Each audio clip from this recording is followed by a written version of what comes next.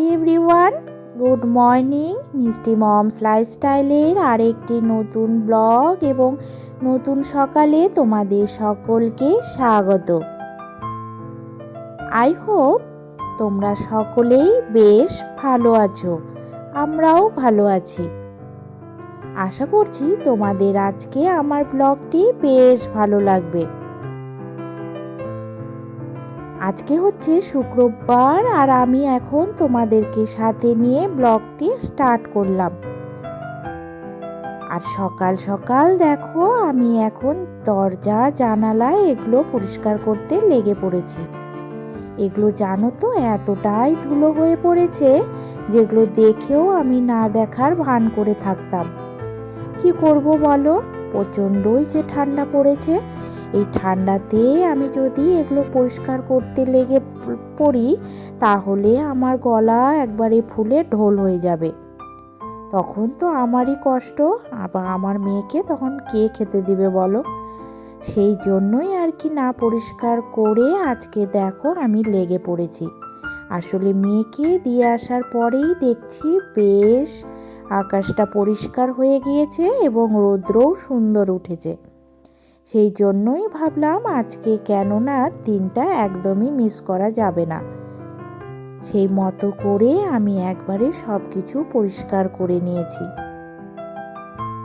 আর দেখলেই প্রচণ্ডই নোংরা হয়ে গিয়েছিল। আর যেহেতু তোমরা জানো আমার রাস্তার উপরেই ঘর, সেই জন্যই আরও ধুলোটা বেশি হয়।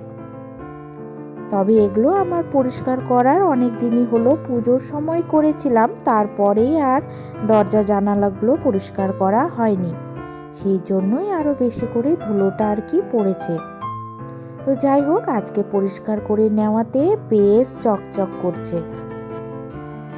তারপরেই এখন আমি দেখো এই যে টিভিটা পরিষ্কার করে নিয়েছি, আর তারপরে শোকেসের উপরটা। আর এখানে জানো মায়ের ছবির সামনে সবসময় ধূপকাঠি লাগানো হয় জন্য সেটা ধুলো ধুলো হয়ে যায়। সেই মতো করে এইটা আমার প্রতিদিনই পরিষ্কার করতে লাগে। কোনোটা করি বা না করি, তবে এই জায়গাটা আমার পরিষ্কার করতেই হয়। তো সেই জন্যই আজকে এখানে একটা কভার পেতে দিলাম। তাহলে কভারটা নোংরা হবে আর কভারের উপরে পড়লে সেটা আলতোভাবে ঝেড়ে নিলেই বেশ পরিষ্কার হয়ে থাকবে। তো সেই মতো করে দেখো কভারটা পেতে নেওয়ার পরে এখন শোকেসের উপরটা এইভাবে সুন্দর করে আর কি গুছিয়ে নিচ্ছি।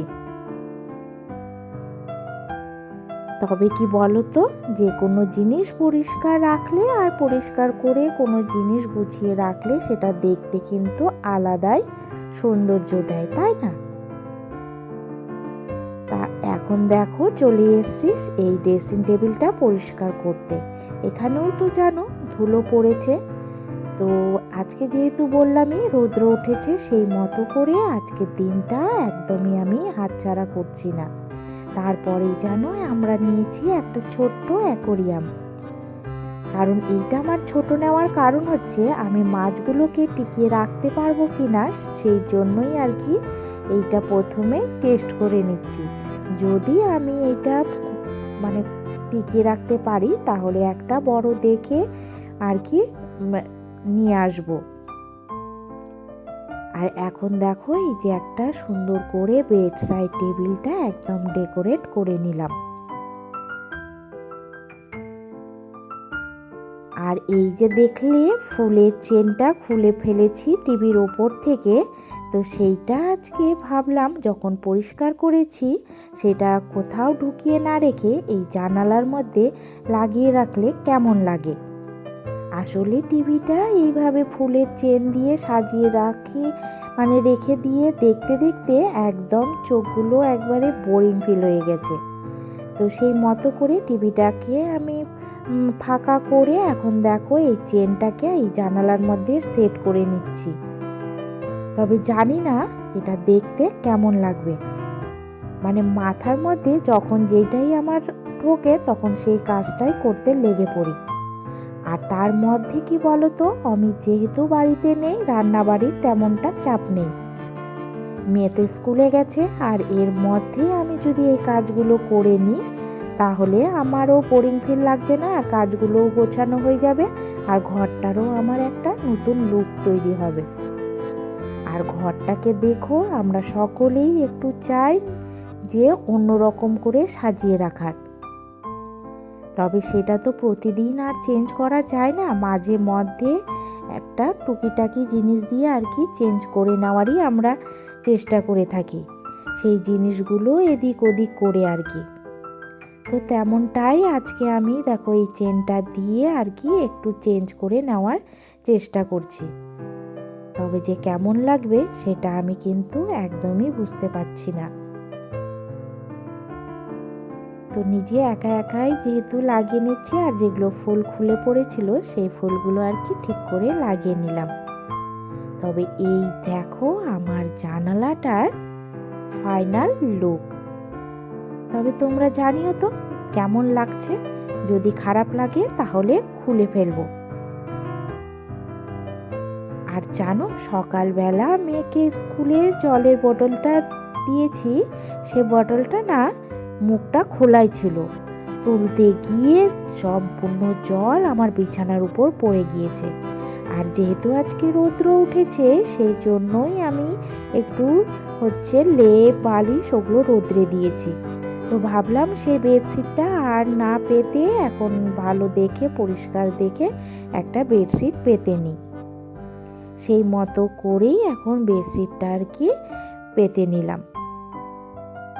তারপরে ওগুলো উপর থেকে নিয়ে এসে এখন সেগুলো জায়গা মতো গুছিয়ে রাখছি আর কি। তবে কি বলো তো, বালিশের কভারগুলো একদম পরিষ্কার আছে, সেই জন্য আর এগুলো আর কি আজকে চেঞ্জ করলাম না, কারণ নোংরা হয়নি। আর এখন রোদ্রের কোনো ভরসা নেই, দেখা যাবে কালকেই আবার মেঘ হয়ে বসে থাকবে, সেই জন্যই আর কি অতটা বাড়াবাড়ি করা উচিত না, তাই না?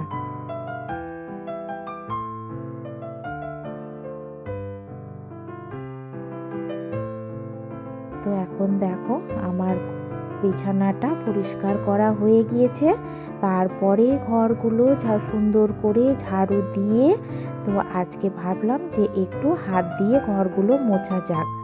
যতই আমরা মপ দিয়ে ঘর মুছি, তো হাত দিয়ে ঘর মোছার মতো কিন্তু অতটাও পরিষ্কার হয় না।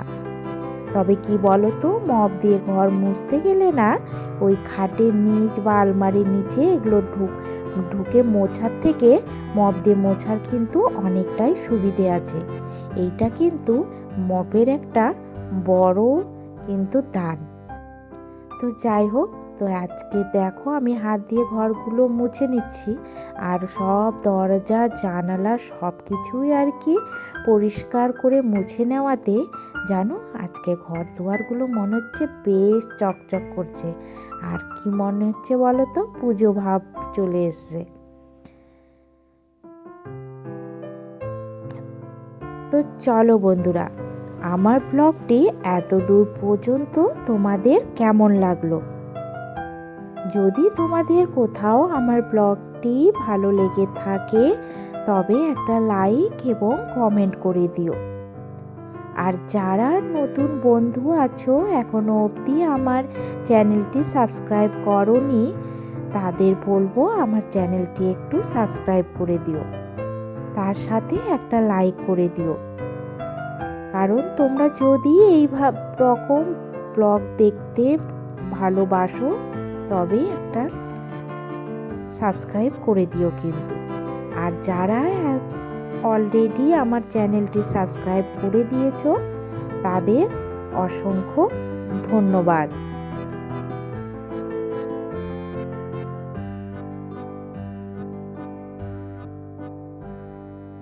তো এখন দেখো, তোমাদের সঙ্গে কথা বলতে বলতে আমার কিন্তু ঘর মোছা প্রায় কমপ্লিটের দিকে।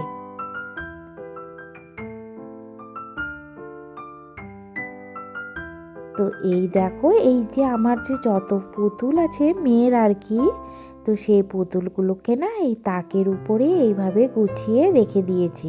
আর সবগুলোতেই প্লাস্টিক ভরে রেখেছি, যেন সেগুলো পরিষ্কার থাকে। আর কি বলো তো, সেই ধুলোগুলোকেও ঝেড়ে ফেলেছি, সেগুলো ওই জন্য চকচক করছে। তো এই হচ্ছে আমার আজকের ঘরের লুক। আর দেখো অ্যাকোরিয়ামের মাছগুলো কি সুন্দর লাগছে না? মেয়ে জানো যখনই স্কুল থেকে আসে আর বা কোথাও থেকে আসে, ও এই সামনেই দাঁড়িয়ে যায়। তবে মেয়ের ইচ্ছেতেই এটা নেওয়া, ও অনেক দিন ধরে ওর পাপাকে বলছিল পাপা নেব নেব, তো ফাইনালি নেওয়া হয়েছে আর কি। কারণ মেয়ের মন রাখার জন্যই আর কি ইচ্ছে করেই নেওয়া হয়েছে। তারপরে দেখলে আমার ঘরটা গোছানো কমপ্লিট হয়ে গিয়েছে, এবং ঘরটা জানো দেখতে কিন্তু বেশ ভালো লাগছে। আর ঘর দুয়ার যেদিন দেখবে পরিষ্কার করবে, সেদিন মনে হবে ঘরের দিকেই তাকিয়ে থাকি আর কোথাও যায় না, তাই না? আমার তো তেমনটাই মনে হয়। আর কি বলো তো, এইবার চলে এসছি ছাদে। আর ছাদে এসে এবার সব কাপড় চোপড়গুলো সুন্দর করে শুকোতে দিয়ে দিলাম। আর এখন যে কাপড়গুলো শুকোতে দিচ্ছি এগুলো জানো 2 দিনের কাপড়। তবে কি বলো তো, এগুলো শুকোয়নি, তো সেগুলো এই এক পৃষ্ঠে শুকিয়েছে, সেগুলোকে উল্টিয়ে আবার পাল্টিয়ে আর কি শুকিয়ে নিচ্ছি। কারণ না হলে এগুলোর এক সাইড শুকিয়ে যাবে আর এক সাইড শুকোবে না। তো এই মতো করে দেখো সব কাপড়গুলো একবারে সুন্দর করে শুকিয়ে নেওয়া হয়েছে, মানে শুকোতে দেওয়া হয়েছে। তারপরে আমি বাথরুমে গিয়ে স্নান কমপ্লিট করে এবার যাব পুজো দিতে। কারণ এখন ঘড়িতে অনেকটাই বাজে, তবে কয়টা বাজে একদমই বলতে পারলাম না। এইবার এই যে পুজো দেওয়া কমপ্লিট হয়ে গিয়েছে, এবার ঘর দুয়ারে সুন্দর করে ধুনো দেখিয়ে দিচ্ছি। আর তুমি যতই বলো একটু ধুনো দিয়ে ঘরে দেখালে ঘরের কিন্তু একটা আলাদা স্মেল হয়, তাই না? চলো বন্ধুরা, আজকে আমার ব্লগটি এই পর্যন্তই। তো তোমাদের সঙ্গে কালকে আবার অন্য একটি ব্লগে দেখা হবে। আজকের মতো টাটা।